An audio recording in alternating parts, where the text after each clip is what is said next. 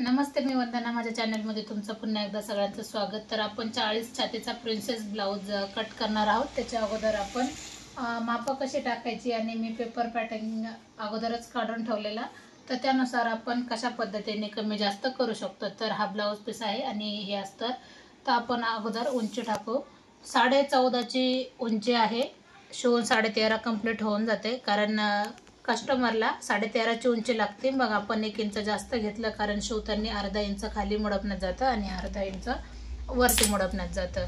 आता मी हा उंचीचा एक पॉईंट दिला. तुम्ही कमी जास्त करू शकतात. उंची 15-16 इंचापर्यंत तुम्ही घेऊ शकतात. 13 ते 16च्या आसपास तुम्ही घेऊ शकतात. आता 40 छातीचा ब्लाऊज आहे, तर मग मी 40चा चौथा भाग काढलाय 10 इंच आणि त्याच्यामध्ये मी 2 इंच शिलाई मार्जिन ठेवते. आता त्याच्यानंतर मग आपल्याला कंबर पाहिजे. कस्टमरचं जेवढं कंबर असेल त्याच्यामध्ये आपण 2-2.5 इंच मिक्स करायचं आहे. 2.5 इंच मिक्स केल्याच्या नंतर बघूया, 33 कंबर आहे कस्टमरचा. 33चा आपल्याला चौथा भाग काढायचा आहे. 16.5 दुसरा भाग येतो आणि जवळजवळ 8.25 इंच.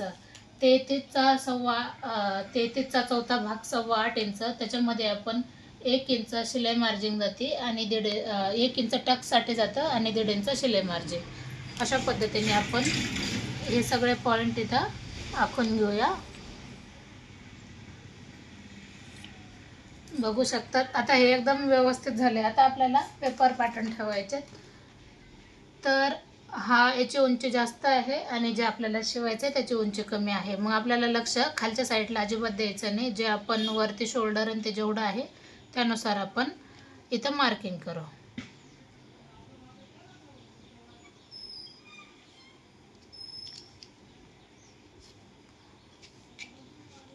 आता मार्किंग करताना नॉर्मल काहीतरी पॉईंटनुसारच इथं जास्त झाले तर काही हरकत नाही. म्हणजे आपण ह्या पॅटर्नमधलं टोटल माप जरी घेतलं तरी चालते. आता फक्त एवढा फरक झाला, मग एवढा फरकसाठी आपण चेंज करीत बसायचं नाही. ते फिटिंगमध्ये पण ॲडजस्ट होऊन जाईल. तर मग जसं आहे तसं आपण टाकून घेऊ. तर गळा आहे कस्टमरचा 9.5 इंचाचा, तर आपण 10 इंच घेऊया. 10 इंच घ्यायचं आहे, म्हणजे शिवून ब्लाऊज हा 9.5 वर होऊन जातो. खालच्या साईडनं थोडंसं ब्रॉड घ्यायचं आहे, म्हणजे व्यवस्थित फिटिंगला येऊन जाईल. अशा पद्धतीने आता आपण त्याच्या शेजारी क्रॉस पट्टी टाकायची. आता याच्यामध्ये काहीच बदल करायचा नाही. समजा जर कमी जास्त ह्या मापात जर झालं असतं तर आपण तिथं कमी जास्त नक्कीच करावं लागलं असतं. जसं याच्या अगोदर मी बरेचशा व्हिडिओमध्ये तुम्हाला सांगितले, पेपर पॅटर्नमध्ये आपण ॲडजस्टमेंट कशी करायची. समजा 34चा आहे तर 33चा आपण कसा करायचा, किंवा 34चा आहे तर 36चा कसा करायचा, हे मी तुम्हाला याच्या अगोदर सांगितलेलंच आहे. आता हे जसं आहे तसंच आपण याची कटिंग करू.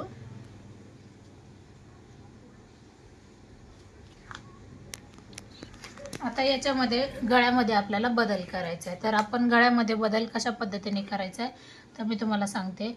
हा गळा आहे, तर मी अगोदर हा जसा आहे तसं आपण पूर्ण आखून घेऊ, म्हणजे तुमच्या पण लक्षात येऊन जाईल.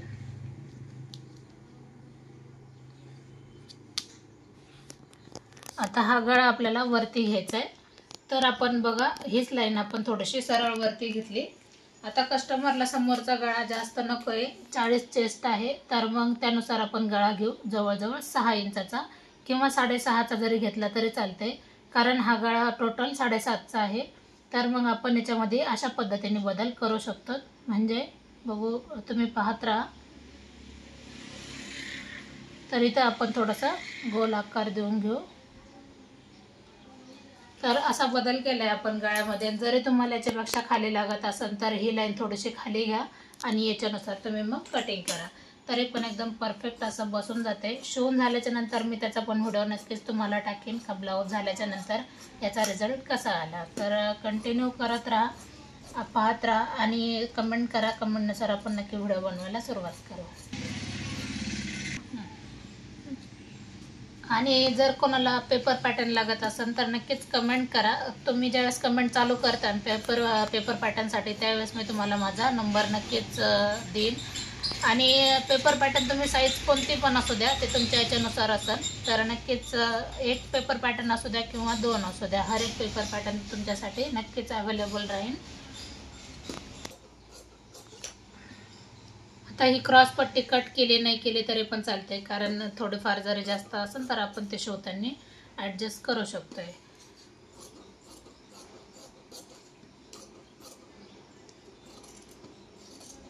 आता याची जर कटिंग तुम्हाला डायरेक्ट समजा पेपर पॅटर्नवर नाही पाहिजे आणि तुम्हाला डायरेक्ट माप ठेवून जर पाहिजे असेल तर तसं पण कमेंट करा. आपण त्यानुसार पण 40 साईज असू द्या, 38 असू द्या, भरपूर सारे आपण व्हिडिओ काढलेलेच आहेत, तर ते जाऊन बघा. आता हा मी गळा कसा ठेवला आहे आणि का बरं ठेवला आहे हे जुने व्हिडिओ जाऊन बघा, म्हणजे तुमच्या लक्षात येईल. आता पाहू शकतात आपली जवळजवळ कटिंग ही पूर्ण झाली. करायची आहे बाही कटिंग. तर बाही कटिंग करताना आपल्याला कस्टमरची बाही आहे 3 इंचाची. तर आपण बाही कटिंग कशी केली पाहिजे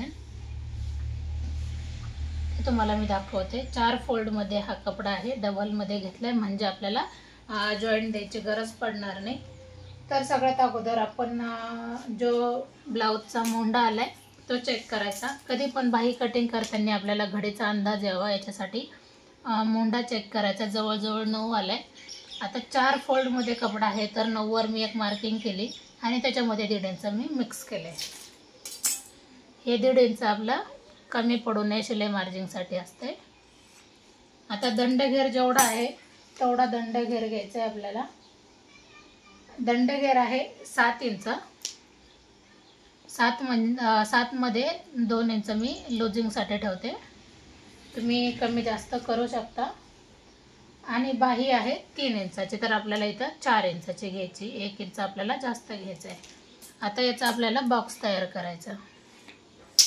आता बॉक्स तयार केल्याच्या नंतर समोरच्या बाजूने आपण 2.5 इंच इथं खाली द्यायचे आणि नंतर मग आपण याला आकार देऊन घ्यायचे.